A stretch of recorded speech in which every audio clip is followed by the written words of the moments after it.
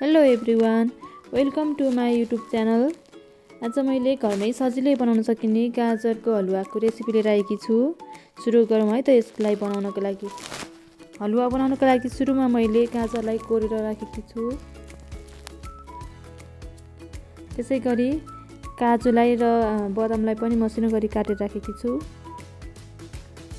अब हामी एउटा प्यान बसालेर त्यसमा 3 चम्चा जति घिउ राख्छौँ र यसमा अघि हामीले काटेर राखेको बदामलाई र काजुलाई फ्राई गर्छौँ।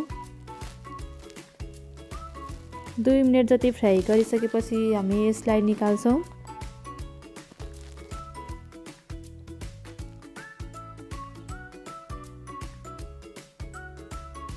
मैले यसलाई निकालिसके फ्राई गरेर हल्का रातो भएपछि त्यसपछि हामीले अघि कोरेर राखेको गाजरलाई राख्छौँ र यसलाई हामी एकछिन मजाले पकाउँछौँ।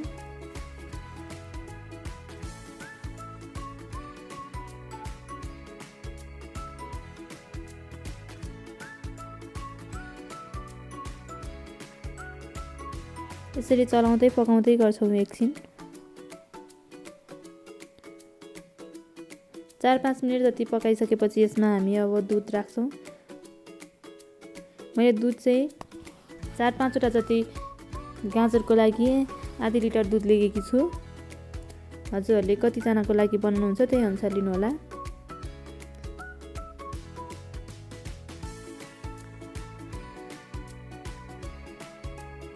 हामीले दुध राख्यो।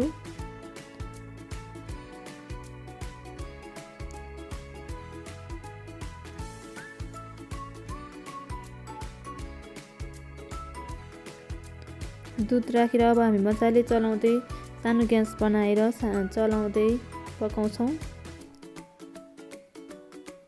ग्यासको फ्लेम एकदम सानो हुनुपर्छ।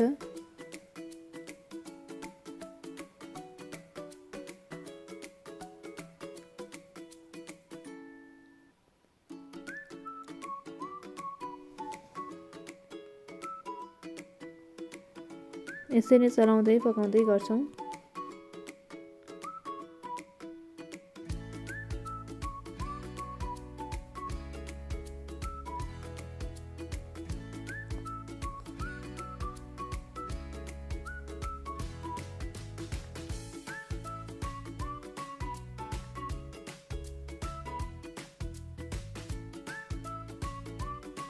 यसरी पकाउँदै जाँदा हाम्रो दुध सुकेर गाजर पनि पाकिसकेको छ लगभग। अब हामी यसमा अघि फ्राई गरेर राखेको काजु र बदामलाई यहीँ राख्छौँ। त्यसपछि हामी 1 चम्चा चिनी राख्छौँ। हजुरले कतिको गुलियो खानुहुन्छ त्यही अनुसार राख्नुहोला। मैले चाहिँ 1 चम्चा राखेँ।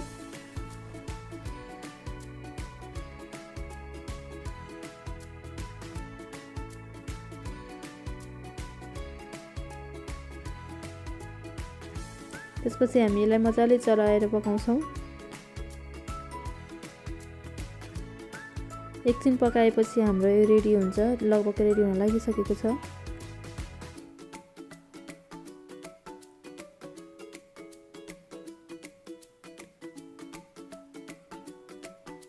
हामीले यसरी बनाएको गाजरको हलुवा एकदमै मिठो हुन्छ। मैले चाहिँ यसरी नै बनाएर सर्भ गर्न लागेकी छु। अब रेडी भइसकेको छ हाम्रो गाजरको हलुवा। हजुरहरूले पनि यसरी नै बनाएर खानुहोला, एकदमै मिठो हुन्छ। र हाम्रो च्यानललाई लाइक सब्सक्राइब गरिदिनु होला। आजको लागि यति नै।